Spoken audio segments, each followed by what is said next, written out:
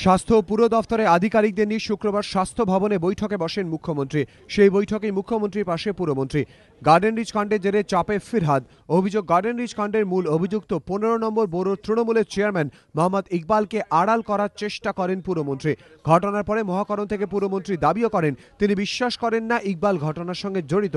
Police মহলের একাংশের ধারণা পুরমন্ত্রীর সঙ্গে সংঘাতের জেরেই পুলিশ কমিশনারের পদ খোয়াতে হয় পচনন্দাকে।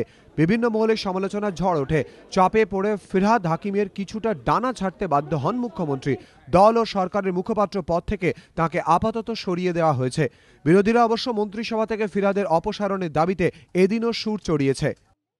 ফুটেজের মাধ্যমে পরিষ্কার যে কথা বলছেন মন্ত্রী মুখ্যমন্ত্রীর সঙ্গে যে আমি সব সামাল দিয়ে নেব, ওটা তুমি চিন্তা করো না।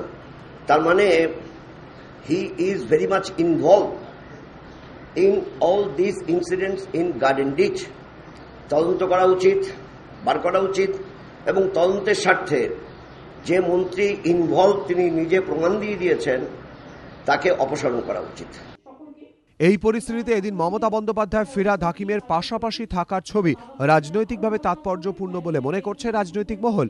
রাজনৈতিক পর্যবেক্ষকরা অবশ্য প্রশ্ন তুলেছেন, দল ফিরহাদের পাশেই রয়েছে, এই বার্তাই কি এদিন দিলেন মুখ্যমন্ত্রী? বিতনু চট্টোপাধ্যায়, অনিমাই পান্ডা, এবিপি আনন্দ।